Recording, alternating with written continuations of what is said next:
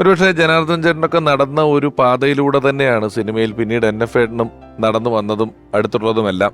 പക്ഷേ ഒരു മദ്രാസ് സിനിമാ കാലഘട്ടത്തിലല്ല അദ്ദേഹം സിനിമയിൽ എത്തിയിട്ടുള്ളത്. നിങ്ങൾ തമ്മിൽ ആദ്യം കണ്ടതും പരിചയപ്പെട്ടതും ഒക്കെ എപ്പോഴായിരുന്നു?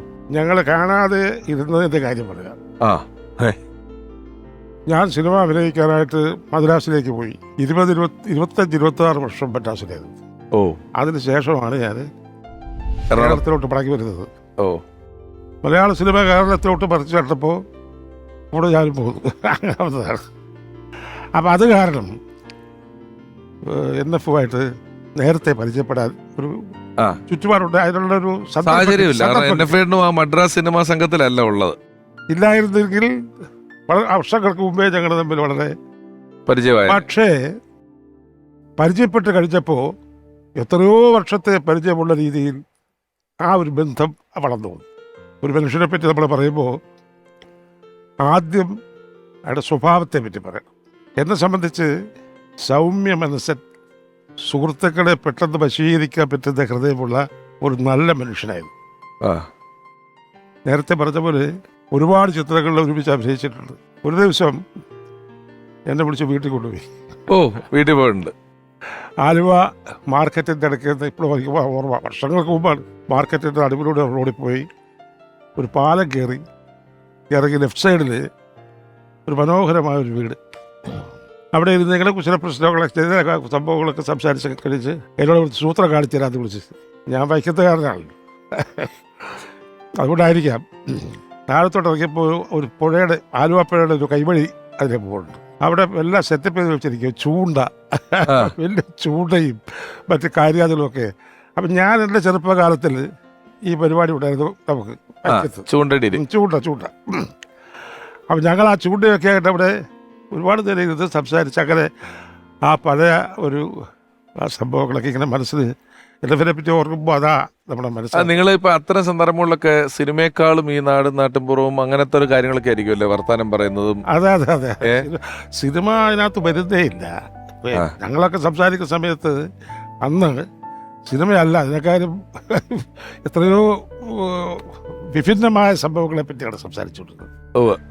അദ്ദേഹത്തിൻ്റെ ഭാര്യയ്ക്കൊക്കെ അന്ന് കണ്ടതാ, വർഷങ്ങൾക്ക് മുമ്പ് കണ്ടതാണ്. ഇവിടെ നിങ്ങൾ വാഴുന്നവര് പോലുള്ള ചിത്രങ്ങളിലൊക്കെ ഒന്നിച്ച് അഭിനയിച്ചിട്ടുണ്ടല്ലോ.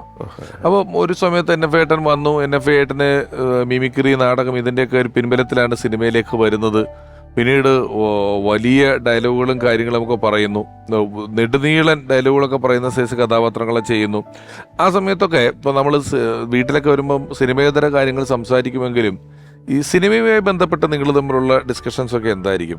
ഒരുപാട് പടങ്ങളിലൊക്കെ അഭിനയിച്ചിട്ടുണ്ട്. പരസ്പരം അങ്ങോട്ടും ഇങ്ങോട്ടും കാണും. ഞാൻ ഈദ് ഹോട്ടലിൽ താമസിക്കുമ്പോൾ രാവിലെ വാതിൽ തുറന്ന് പുറത്തേക്ക് ഇറങ്ങുമ്പോൾ പുള്ളിക്കാരൻ അവിടെ നടക്കും, അങ്ങോട്ടും ഇങ്ങോട്ടും ഭയങ്കരമായിട്ട് സ്പീഡിൽ നടക്കും.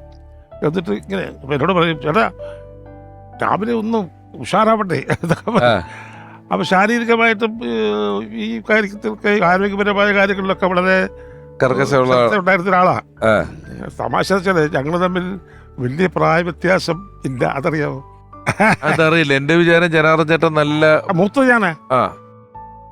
NF-ന്റെ ഞാനുമായിട്ട് 3 വയസ്സ് വ്യത്യാസം വരുള്ളൂ. ഓ, അത്രയേ ഉള്ളൂ. അങ്ങനെയുള്ള ആ വ്യത്യാസമേ ഉള്ളൂ. പുള്ളി എൻ്റെ മൂത്ത മകനായിട്ട് അഭിനയിച്ചിട്ടുണ്ട്. വാഴുന്നേറിൽ 4 വയസ്സ് വ്യത്യാസത്തിൽ ജനാർദ്ദൻ ചേട്ടനൊക്കെ പക്ഷെ നേരത്തെ അച്ഛനാട്ടോ. എന്നോ നല്ല ചെറുപ്പത്തിൽ തന്നെ നല്ല വലിയ പിള്ളേരുടെ അച്ഛനാ ജനാർദ്ദൻ ചേട്ടൻ.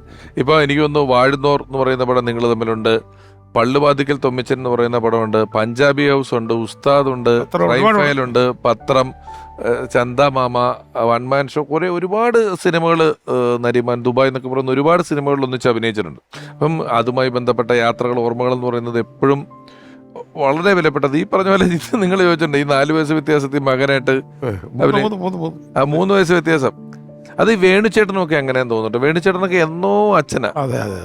നമ്മള് സിനിമ ഓർമ്മ, ഞാൻ ഈ പൈസ ക്യാരക്ടർ അഭിനയിക്കുന്ന കഴിഞ്ഞാൽ സിനിമയ്ക്കകത്ത് വന്ന കാലത്താണ് ഞാൻ ഈ ഭൂഗോളം തിരിയുന്നു എന്ന് പറഞ്ഞ പടമൊക്കെ അഭിനയിച്ചു.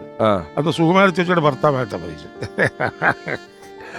അപ്പം അത് നേരത്തെ തുടങ്ങി പരിപാടി.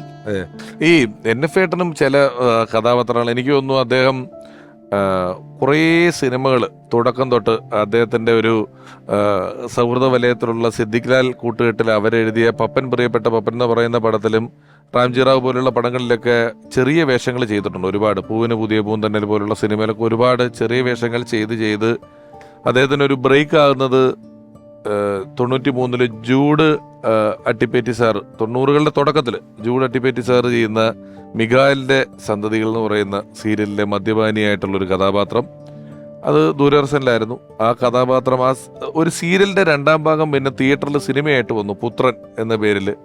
അതിലൊരു നല്ല വേഷം. 93 ആകാശദൂത് എന്ന് പറയുന്ന പടത്തിലെ കേശവൻ എന്ന് പറയുന്ന കഥാപാത്രമാണ് അദ്ദേഹത്തിന് ഏറ്റവും വലിയ ബ്രേക്ക് ആയതും പിന്നീട് അങ്ങോട്ട് തിരിഞ്ഞു നോക്കേണ്ടാത്ത വിധത്തിൽ അത്രയധികം സിനിമകളിൽ ചെയ്തിട്ടുള്ളത്.